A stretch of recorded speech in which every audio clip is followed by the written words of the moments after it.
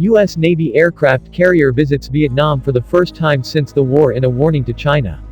For the first time since the Vietnam War, the U.S. has sent an aircraft carrier to the Southeast Asian country as a warning sign to China and a sign of a burgeoning friendship between the former foes.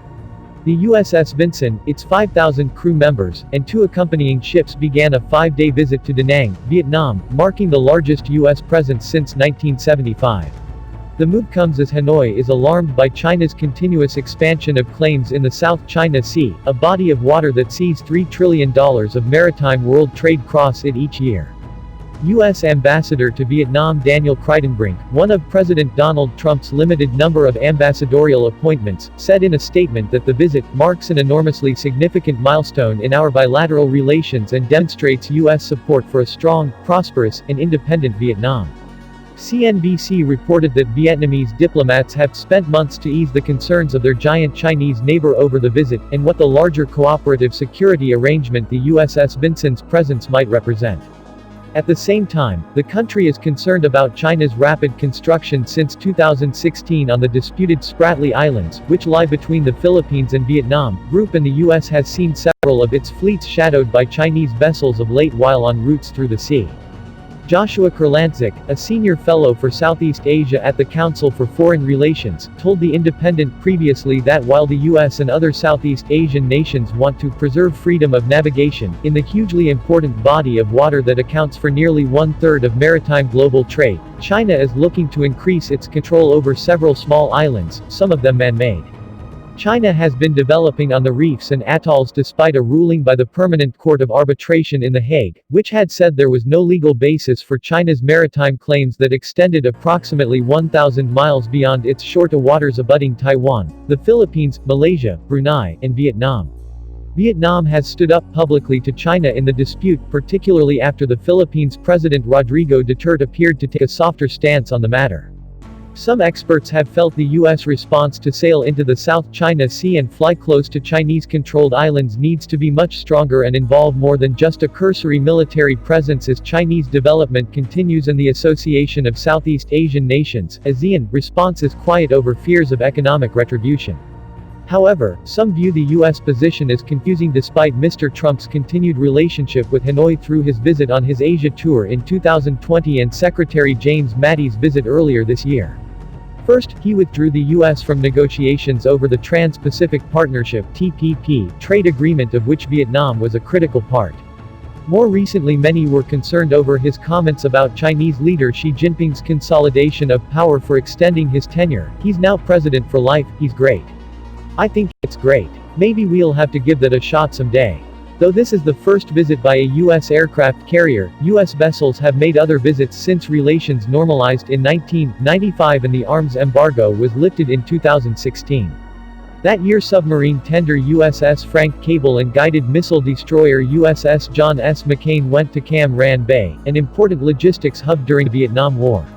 China installs rocket launchers on disputed South China Sea island.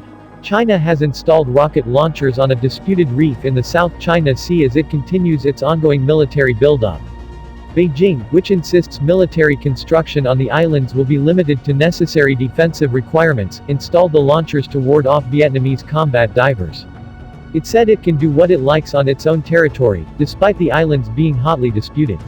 The state-run Defense Times newspaper said Norinco CS, R-155mm anti-frogman rocket launcher defense systems with the capability to discover, identify and attack enemy combat divers had been installed on Fiery Cross Reef in the Spratly Islands. Fiery Cross Reef is administered by China, but also claimed by the Philippines, Vietnam and Taiwan.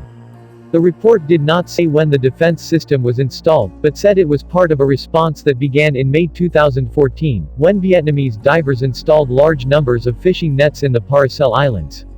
The United States has criticized what it has called China's militarization of its maritime outposts and stressed the need for freedom of navigation by conducting periodic air and naval patrols near them that have angered Beijing.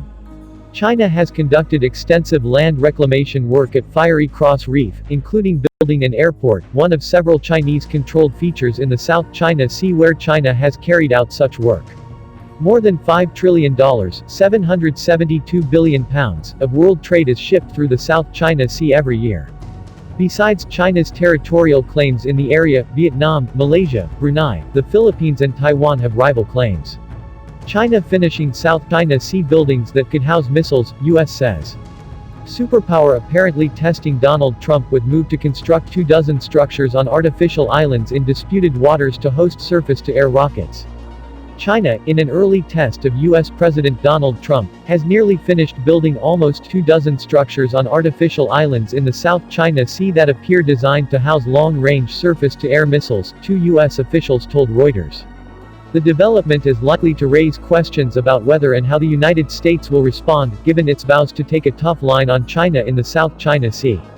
China claims almost all the waters, which carry a third of the world's maritime traffic. Brunei, Malaysia, the Philippines, Taiwan and Vietnam also have claims. Trump's administration has called China's island building in the South China Sea illegal. Building the concrete structures with retractable roofs on Subi, Mischief and Fiery Cross reefs, part of the Spratly Islands chain where China already has built military-length airstrips, could be considered a military escalation, the U.S. officials said in recent days, speaking on condition of anonymity. It is not like the Chinese to build anything in the South China Sea just to build it, and these structures resemble others that house SAM batteries, so the logical conclusion is that's what they are for, said a U.S. intelligence official, referring to surface-to-air missiles. Another official said the structures appeared to be 20 meters, 66 feet, long and 10 meters, 33 feet, high. A Pentagon spokesman said the United States remained committed to non-militarization in the South China Sea, and urged all claimants to take actions consistent with international law. In Beijing, Chinese Foreign Ministry spokesman Zhang Shuang said on Wednesday he was aware of the report, though did not say if China was planning on placing missiles on the reefs. China carrying out normal construction activities on its own territory, including deploying necessary and appropriate territorial defense facilities, is a normal right under international law for sovereign nations, he told reporters. In his Senate confirmation hearing last month, U.S. Secretary of State Rex Tillerson raised China's ire when he said Beijing should be denied access to the islands it is building in the South China Sea. Tillerson subsequently softened his language, and Trump further reduced tensions by pledging to honor the long-standing U.S. One China policy in a February 10 telephone call with Chinese President Xi Jinping. Greg Poling, a South China Sea expert at the Center for Strategic and International Studies in Washington, said in a December report that China apparently had installed weapons, including anti-aircraft and anti-missile systems, on all 7 of the islands it has built in the South China Sea. The officials said the new structures were likely to house surface-to-air missiles that would expand China's air defense umbrella over the islands. They did not give a timeline on when they believed China would deploy missiles on the islands. It certainly raises the tension, Poling said. The Chinese have gotten good at these steady increases in their capabilities. On Tuesday, the Philippines said Southeast Asian countries saw China's installation of weapons in the South China Sea as very unsettling, and have urged dialogue to stop an escalation of recent developments. Philippine Foreign Secretary Perfecto Yusay did not say what provoked the concern but said the 10-member Association of Southeast Asian Nations, or ASEAN, hoped China and the United States would ensure peace and stability. The U.S. intelligence official said the structures did not pose a significant military threat to U.S. forces in the region, given their visibility and vulnerability. Building them appeared to be more of a political test of how the Trump administration would respond, he said. The logical response would also be political, something that should not lead to military escalation in a vital strategic area, the official said. Chaz Freeman, a China expert and former Assistant Secretary of Defense, said he was inclined to view such installations as serving a military purpose, bolstering China's claims against those of other nations, rather than a political signal to the United States. There is a tendency here in Washington to imagine that it's all about us, but we are not a claimant in the South China Sea, Freeman said. We are not going to challenge China's possession of any of these land features in my judgment. If that's going to happen, it's going to be done by the Vietnamese, or the Filipinos, or the Malaysians, who are the 3 counter-claimants of note.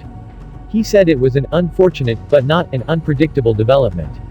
Tillerson told the Senate Foreign Relations Committee last month that China's building of islands and putting military assets on them was akin to Russia's taking Crimea from Ukraine. In his written responses to follow-up questions, he softened his language, saying that in the event of an unspecified contingency, the United States and its allies must be capable of limiting China's access to and use of those islands to pose a threat.